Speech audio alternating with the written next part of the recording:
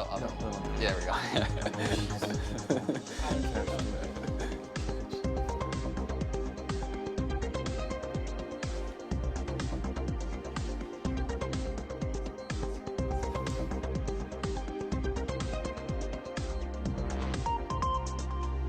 Good evening, everyone, and welcome to our Wednesday edition of FSU Weather. I'm student meteorologist Tyler Sherrod. And I'm student meteorologist Parker Beasley. Today Was really, really hot, wasn't it? Yeah, we have the same thoughts. Just like yesterday, it's been an extremely hot day today. No rain in sight to really help us out. The only relief we have is sitting in class, just like yesterday. Yeah. Going from 90 degrees outside to 60 degrees in class, it's tough. But the next 7 to 10 day stretch, we're not going to see any relief, any rain relief, that is. Temperature is going to be hot, upper 90s. Yeah, and then as Dorian starts to continue to move away from us, it's going to leave behind a lot of dry air. So that's why we're not really going to be seeing much rain. It's just going to stay hot in Florida. Not quite as humid as it usually is during the summertime, but when you're hitting temperatures of 100 degrees, you don't really care that much anymore. It's still going to feel absolutely brutal outside. Yeah, I know last Saturday during the football game, it was absolutely brutal, and it's going to be the same conditions this upcoming weekend with temperatures spiking near 98 degrees and feeling more like 105, possibly even 110 degrees outside. And luckily, where our football game is actually at 5 p.m. this weekend, so it's going to be a little bit better. Tailgating might be a little bit rough. It's going to be hot outside, but 5 p.m. game is a little bit better. You can stay inside before the game if you want, and just the evening time weather is going to be a little bit nicer. Absolutely. Well, we have a beautiful show set up tonight. We're going to be talking the tropics, going to be talking about what's coming up in the next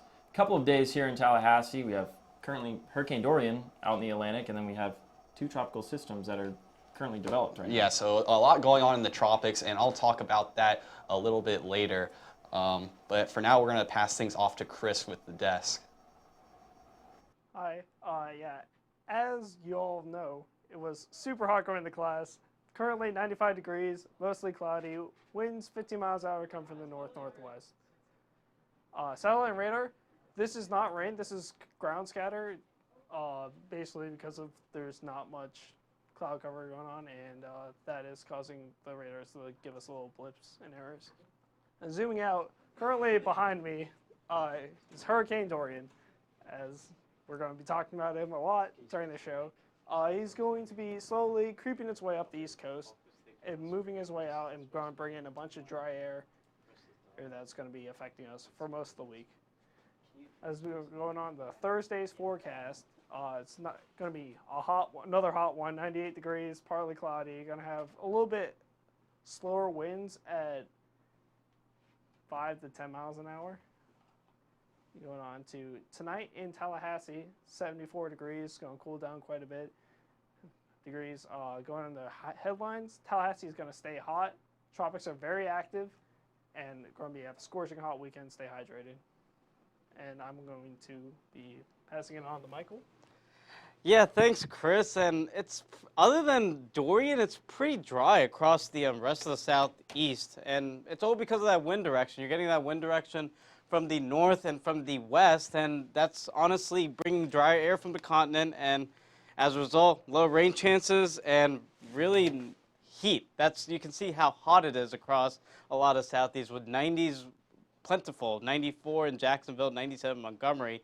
And you can notice the cooler air due to Dorian in Charleston and in Orlando, 77 in Charleston and 85 in Orlando. The cooler compared to the rest of the southeast especially. Now your dew points, you can notice where high pressure is, which is situated right in the middle of the Mississippi River Valley, and especially in the interior location of the southeast, much lower dew points, drier air situated over those regions. So you see those lower dew points in the 60s and upper 60s, and then down towards Florida and where Dorian is situated have a lot of that tropical moisture, so dew points are a little bit higher in the 70s, and so it feels a little bit more uncomfortable in those locations. And so the heat indices are pretty close to your air temperature where you have those lower dew points, like in Atlanta. 96 is your heat index, very close to your air temperature. Now in places like in Florida, those heat indices are higher, much higher compared to your air temperature, like in Tallahassee, where it's at 101, where your air temperature is at 94. So feeling pretty hot if you have that humidity as well. And so the reason why we had those lower dew points in the interior locations is because of that high pressure. And with those lower dew points, you don't see much moisture along the cold front. There's not much moisture to work with, so therefore you don't have any thunderstorms along that cold front. And Dorian is really causing that drier air. You have that northerly wind again, so bring in that air from the continent and bring little to no moisture. And so Dorian, you can see situated off the southeast coastline, bringing that heavy rain and some storm surge, especially on the north and western side of that circulation. And we'll go more into Dorian as we head throughout the show. You can see the center of circulation just sitting off the Jacksonville coastline. Currently a Category 2 hurricane at 110 miles per hour, 150 miles south of Charleston, and it's going to be very close to that coastline. Again, a little bit wiggle off towards the left can make a big difference in terms of the wind and rain impacts. You can see the winds based on how Dorian is situated on the western side of Dorian. You have those northerly winds, and then you have easterly winds on down towards Florida. And so tomorrow, Dorian's going to impact the Carolinas mostly, so temperatures cooler, and you have those rainy and windy conditions. But for the rest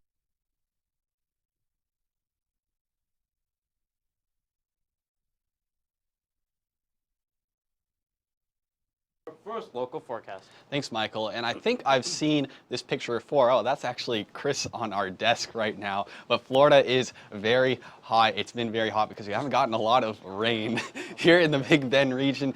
Tallahassee, 95 degrees, looks almost exactly like it looked yesterday. St. Mark's at 94 degrees. As we move inland, gets a little bit cooler in Valdosta and Thomasville at 91 degrees each. Usually the coastlines are a little bit cooler, but not today. And then these dew points, not quite as high as they were yesterday, but still fairly high, so bringing us very high heat indices, which the heat index is basically how it feels outside. So Tallahassee, it feels like 101. All along the coastline, it feels like 100 degrees. As we move inland, a little bit better. Thomasville at 95 degrees, but really not much way to escape the heat here in the Big Bend region. Satellite and radar showing a little bit of ground clutter here in Tallahassee. Not much rain to speak of. To our east, we can see those outer bands of Dorian. Those are going to continue to move out as we go through the evening and into tomorrow. Lake City seeing some cloud coverage, some scattered showers, but that's the closest we're going to get to rain here in the Big Bend.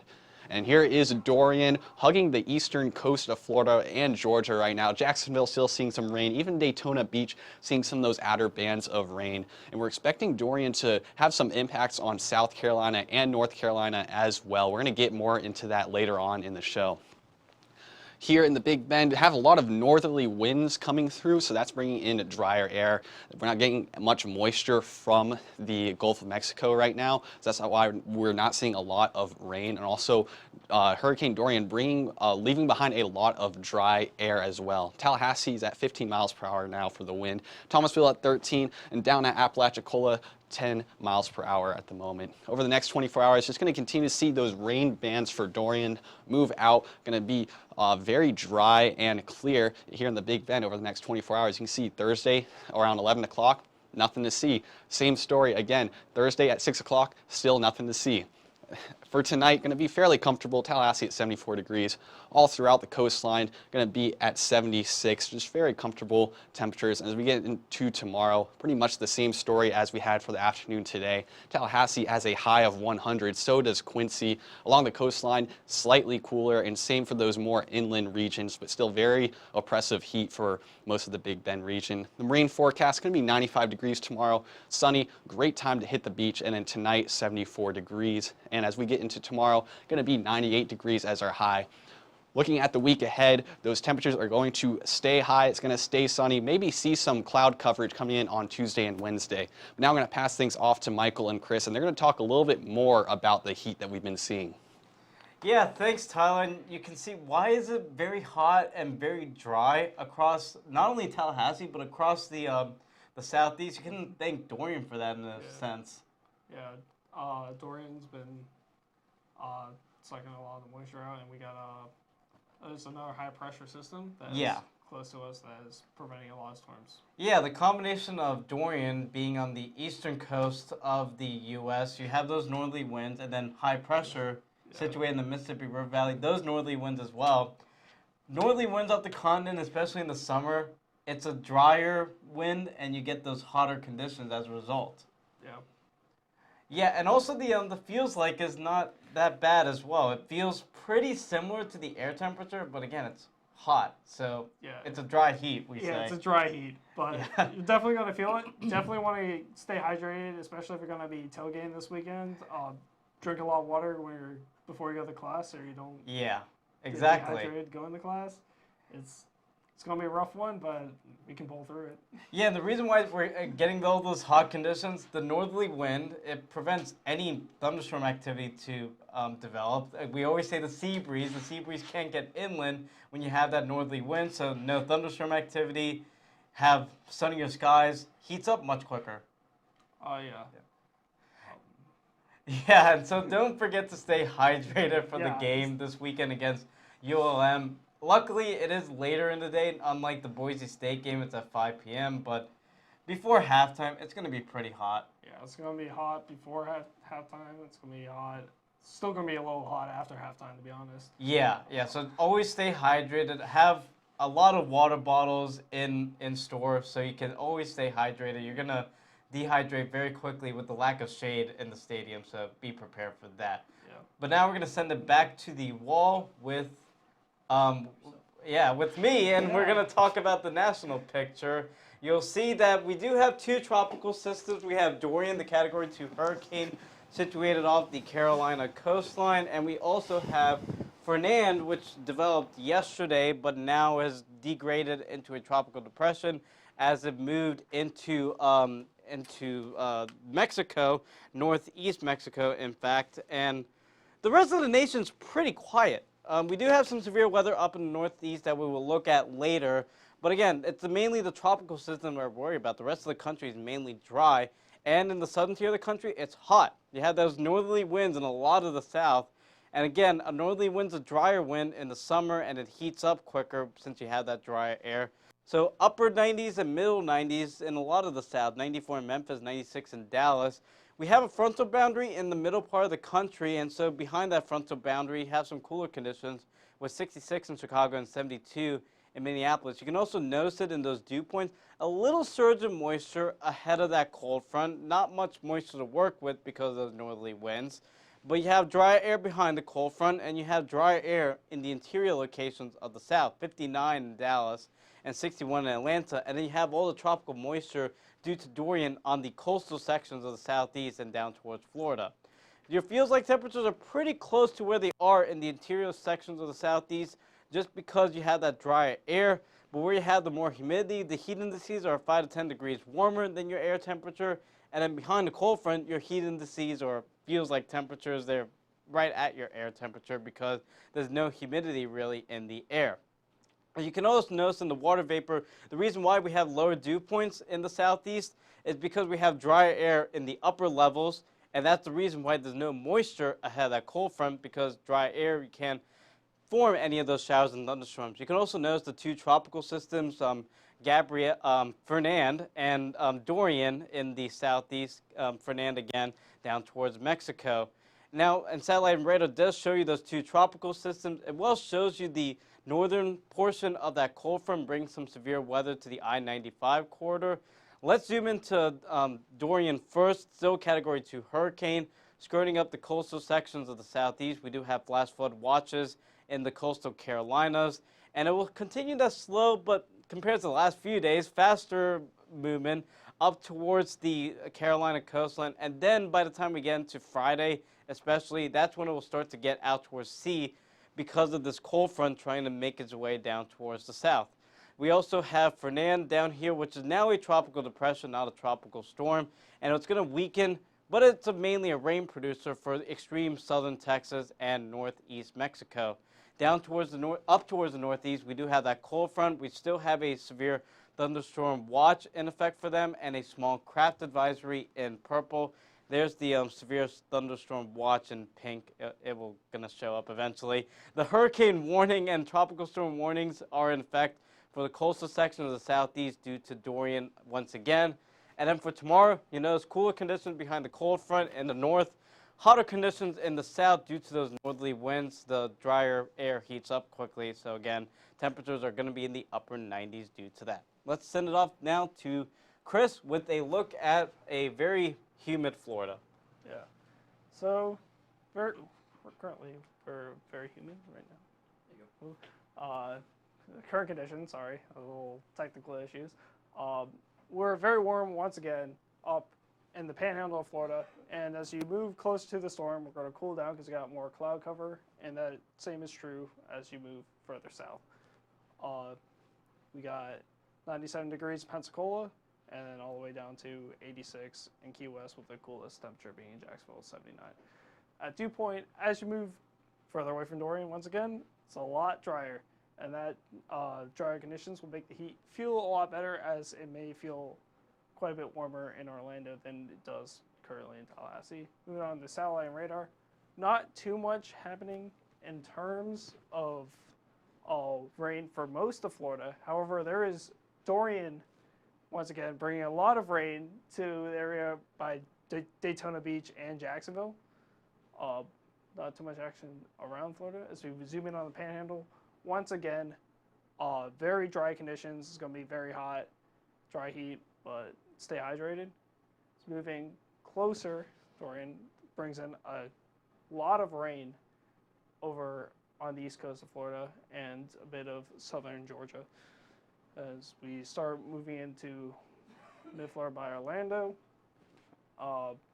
you will still get a few rain bands from Dorian, but you're looking a lot, it's going to be a lot less versus if you're in Jacksonville. And moving to South Florida, got some pretty dry conditions from post-storm. Moving on to weather alerts, we have tropical hurricane warnings going on by Jacksonville. As you move further south, you got tropical storm warnings, Daytona Beach, and some light craft advisories in the pink area by the coast. Moving on to a forecast model, you can see Hurricane Dorian sort of spin off to the northeast, and it's going to bring a lot of dry conditions around here. There's virtually no cloud cover unless you live in the Keys, down south.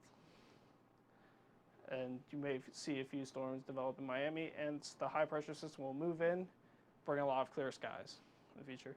In tomorrow's forecast of South Florida, it's going to be 89 in Key West, and you have some storms, as well as some storms in Homestead, as it's going to be dry.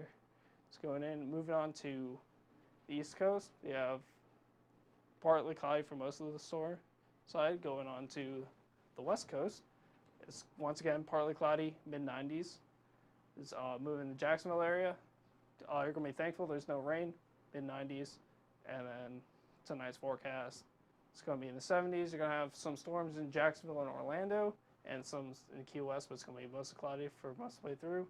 Tomorrow, it's going to be a hot one, Panhandle, 90s, 89 Key West.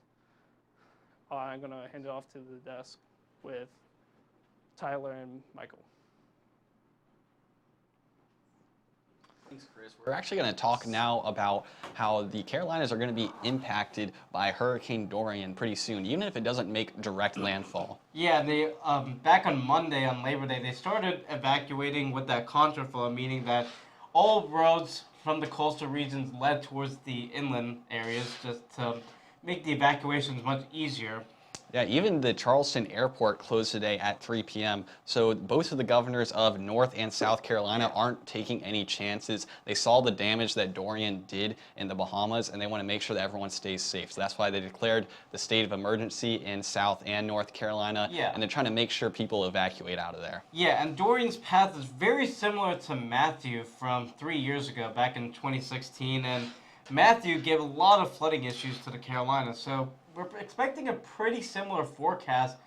It's going to move a little bit faster than Matthew compared to 3 years ago, but again, flooding is going to be a big concern, and if that path wiggles a little bit to the west, you could also get those higher winds as well. Yeah, Matthew actually, just like Dorian, kind of missed the eastern part of Florida, still brought us some high winds and a good amount of rain, but it missed us luckily, but also possibly Dorian impacting North and South Carolina. Right now, very close to making landfall. The models are kind of wishy-washy on whether how close the storm's actually going to get, but regardless, they're still going to feel the impacts of Dorian, whether that's hurricane force winds or tropical storm force winds or just a lot of rainfall. Yeah, most likely Dorian will probably make landfall in the Outer Banks just because the coast juts out there, and you just have the coast getting out a little bit more east in the Outer Banks, so they might get the landfall. But again, even if it doesn't make landfall, you're going to get the heavy rain, at least 6 to 12 inches of rain expected over the next 48 hours, and then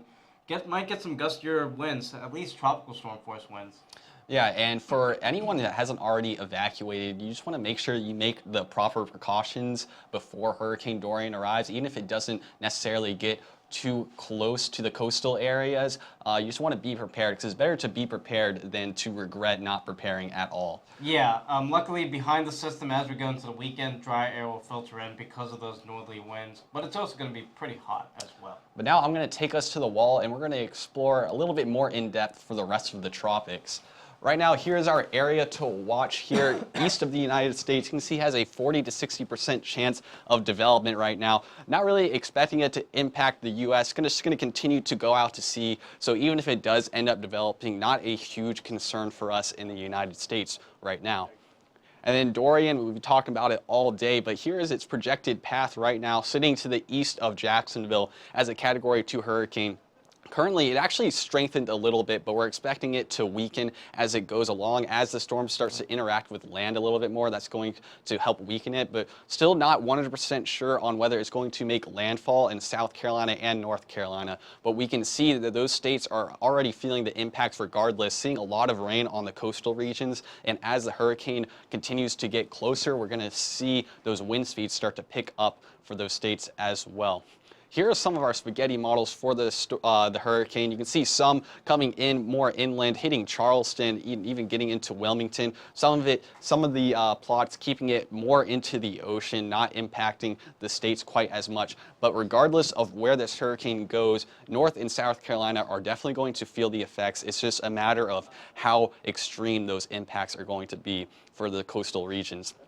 You can see right here, South Carolina has a chance of experiencing hurricane force winds. That's the dark red. The orange is experiencing some tropical storm force winds, and then yellow is borderline tropical storm force winds. And then as Dorian continues to move, same story for North Carolina, especially those coastal regions can experience some very high wind speeds. And then by the time we get into Saturday, Dorian is going to start heading out to sea, maybe impacting those northern states like Maine, but not going to be quite as strong, so not something you really have to worry about in the northern states. And Tropical Storm Fernand, now Tropical Depression Fernand, has impacted Mexico quite a bit, only at 30 miles per hour now. Really the main concern with the Tropical Depression is rainfall in Mexico, causing some flooding. And then we have Tropical Storm Gabrielle, is developed in the Atlantic, expected to just sit in the Atlantic and not really impact the United States. You can see this model right here, just shooting it northward by the time we get into Saturday. Going to be around 60 miles per hour. Now I'm going to hand things off to Parker, and he's going to give us our second local look of the afternoon. Yeah, thanks, Tyler. So today we capped off with a high of 95 degrees. Oopsie, we had a little malfunction there. But today we capped off at 95 degrees. Our low of today was 75 degrees. A little bit higher than average, sitting at 90 degrees, but the record was actually 99 degrees, set back in 1998. And the low for today was set back in 1962 at 64 degrees for your low temperature. Satellite and radar not showing too much right now. A few pop-up showers along just south of Leon County, but you can really see Hurricane Dorian just off to the east coast right there. If we zoom in towards the Big Bend region, Greenville getting a few pop-up showers, sort of lingering clouds in the area. And then here's that picture of Hurricane Dorian. It's currently a Category 2 hurricane. Looks like it's forming a little bit better of an eye wall, maybe going under an eye wall replacement cycle within the last few hours or so, but temperatures around the Big Bend region are sitting pretty high right now. 95 in Tallahassee, 94 in St. Mark's, and a little bit over towards the coast, 95 Carabella and near Apalachicola. Those dew points are also pretty high right now. 69 in Monticello, 71 in Valdosta, 70 in Quincy, and 68 nearing Apalachicola. But if we factor in that humid air on top of the temperatures, we get our heat index, or our feels like temperatures. 100 degrees sitting at much of the Big Bend region, 100 Apalachicola, 101 Carabel, 100 St. Mark's, and 97 degrees for your feels like in Quincy. Winds mainly out of the north to northwest due to Hurricane Dorian with that cyclonic rotation, counterclockwise rotation. You can see it right here on radar. For the next 24 hours, a few clouds moving into the area, but not much, as high pressure is going to tend to dominate the next couple of days here in the capital. We're panning it out through tomorrow evening. Not a cloud in sight. But for tonight in Tallahassee, 74 degrees. For your overnight conditions, partly cloudy, winds again out of the north at 5 miles per hour. For your dog walk forecast in the morning, you can expect temperatures to be nearing 82 degrees at 9 a.m. and around noon, temperatures will be spiking up towards 90, sitting at 89 degrees, and 3 p.m., 92 degrees. I believe your high for tomorrow is 98 degrees. Very, very hot. Make sure you're wearing sunscreen, drinking plenty of water. Overnight lows fairly comfortable in the mid to upper 70s, 76 on Saturday. But again, Saturday night, FSU football plays at 5 p.m. Tailgating is going to be very, very hot. Temperatures feeling more like 105 degrees, but we're actually going to be capping off at 97 degrees. And for the work week ahead, it looks beautiful. Again, it's going to be pretty hot, sunny skies, everything. All of the above, everything you could ever want in a forecast for your 7-day Wednesday. 95 degrees. Clouds are starting to come into the area as rain chances may go up towards the end of next week. Tyler.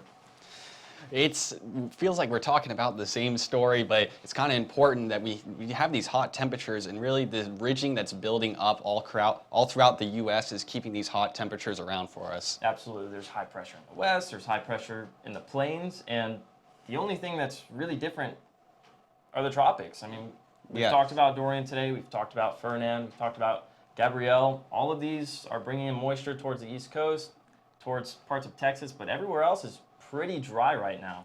Yeah, all the U.S. is dry, so the tropics are active, but not really the U.S. unless you're considering North and South Carolina being impacted by Dorian right now. Here's our 7-day forecast. Once again, maybe you're going to see the clouds start to move in on Tuesday and Wednesdays. Hopefully you start seeing some low pressure instead of the high pressure that can start bringing rainfall for Tallahassee. The only clouds that we've seen are the cirrus clouds from Hurricane Dorian, and the outflow boundaries that are extending from there. That's all we've been seeing. So we haven't really even had partly cloudy conditions here, but we're hoping for that as temperatures are starting to soar. We're in the peak of summer right now. Yeah, the cloud coverage isn't really helping us much.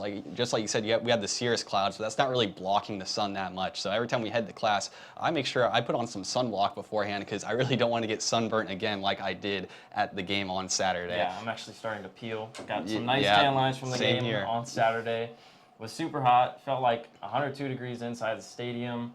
Not much wind flow, not much going on, just awful conditions.